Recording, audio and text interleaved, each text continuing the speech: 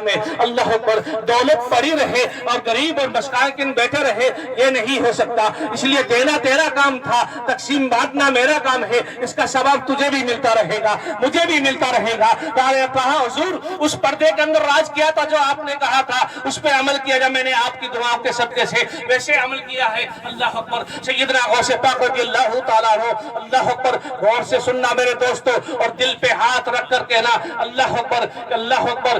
آج کہتے ہیں ہم دعائیں کراتے ہیں، دعا کرتے ہیں، برکتیں نہیں ہوتی ہیں، لیکن برکتوں کا دروازہ تو ہم نے بند کر رکھا ہے۔ ہم نے شیطان کو راضی کرنے کا دروازہ کھول رکھا ہے، اللہ کو ناراض کرنے کا دروازہ کھول رکھا ہے۔ اللہ تبارک و تعالیٰ کو راضی کرنے کا راستہ ہی ہم نے اپنایا ہے۔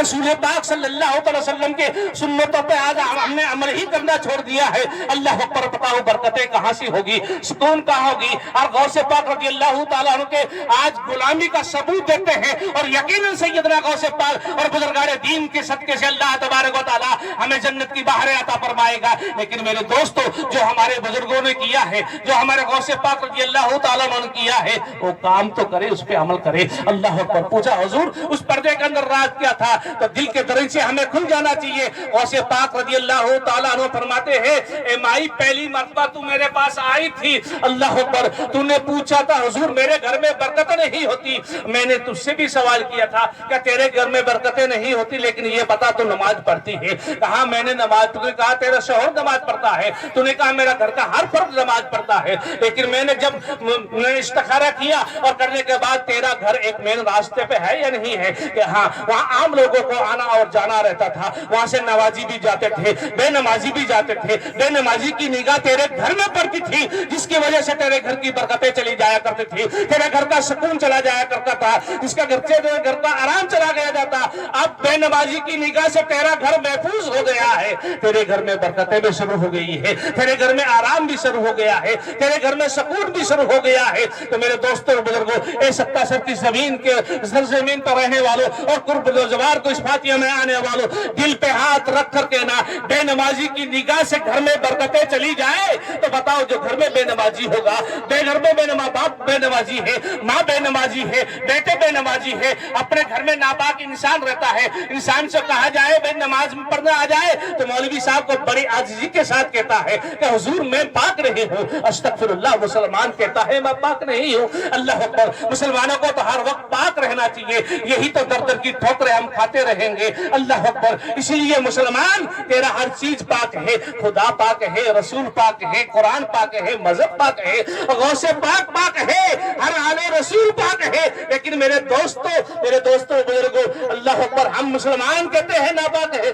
بڑے افسوس کے ساتھ ہے پیارے آقا علیہ السلام کی پیروی کرو۔ اس لیے میرے دوستوں بزرگوں، ہمیں چاہیے نظر و نیاز خوب کریں، لیکن رب کی بارگاہ میں اپنی پیشانی جھکا دیں۔ انشاءاللہ اگر اپنی پیشانی رب کی بارگاہ میں جھکا دیں گے تو زمانے کے ہم شکار نہیں بنیں گے، زمانہ ہمیں سلام کرے گا، زمانہ ہمیں سلام کرے گا۔ پیارے آقا علیہ السلام کی پیروی کرو۔ میں نے قرآن مجید کی آیت میں پڑھنے کا شرف حاصل کیا۔ اللہ تعالیٰ ارشاد فرماتا ہے یا ایھا الذین آمنوا اتقوا اللہ وکونوا مع الصادقین، اے ایمان والو اللہ سے ڈرو، وکونوا مع الصادقین، سچوں کے ساتھ ہو جاؤ، انشاءاللہ تبارک و تعالیٰ تمہاری دنیا اور آخرت دونوں کامیاب ہو جائے گی۔ دوستو سوال کس سے کیا ہے؟ ایمان والوں سے کہا ہے، اے ایمان والو اللہ سے ڈرو۔ اس لیے اللہ سے ڈرنے کے دعویٰ تو بہت لوگ کرتے ہیں، ہر شخص کہتا ہے میں اللہ سے ڈرتا ہوں، لیکن جب آپ اللہ سے ڈرنے کا جب اس کے آپ کی ایمان کی تصدیق مکمل نہیں ہوتی بلکہ کامیاب نہیں ہوتی، وَقُولُوا مَعَ الصَّادِقِينَ، جب سچوں کے ساتھ ہو جاؤ گے۔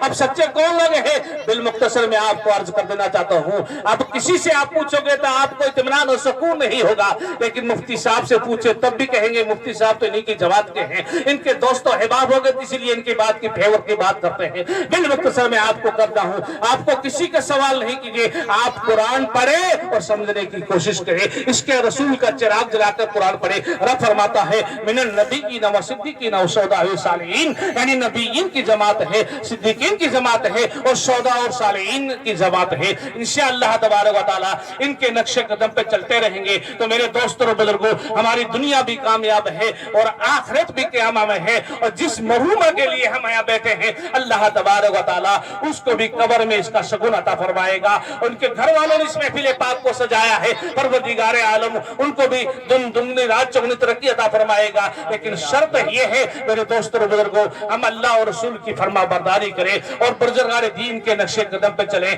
गौसे पाक ने जो रास्ता बताया है उस रास्ते को अपनाने की कोशिश करें और गौसे पाक ने जिस रास्ते को ठोकर मारी है इसे हमें मारने की तौफीक अता फरमाए, उससे हमें नफरत करने की तौफीक अता फरमाए। अर्ज करें अल्लाह तबारक व तआला की बारगाह में मैंने जो कुछ भी अर्ज किया है जानकर अनजानकर किसी तरह से लफ्ज़ खता हो गई है, अल्लाह के कदीर की बारगाह में तौबा करता हूँ। आप भी सब मिलकर पढ़िए मेरे साथ, अस्तगफिरुल्लाह रब्बी मिन कुल्लि ज़म्बिन व अतूबु अलैहि। एक मरतबा पढ़िए बावाज़ बुलंद, अस्तगफिरुल्लाह रब्बी मिन कुल्लि ज़म्बिन व अतूबु अलैहि। पढ़िए ला इलाहा इल्लल्लाह मुहम्मदुर रसूलुल्लाह सल्लल्लाहु तआला वसल्लम। एक मरतबा और पढ़िए ला इलाहा इल्लल्लाह मुहम्मदुर रसूलुल्लाह सल्लल्लाहु तआला अलैहि वसल्लम। एक बार और बावाज़ बुलंद पढ़िए ला इलाहा इल्लल्लाह मुहम्मदुर रसूलुल्लाह सल्लल्लाहु तआला वसल्लम। मेरे दोस्तों, हमने 3 मरतबा कलमा पढ़ा। अगर सच्ची तौबा कर ले, अल्लाह उस तौबा का कबूल फरमा ले तो मेरे दोस्तों 1 मरतबा कलमा पढ़ते हैं, हदीस पाक में आता है अल्लाह तबारक व तआला हमारे तमाम पिछले गुनाहों को माफ फरमा देता है।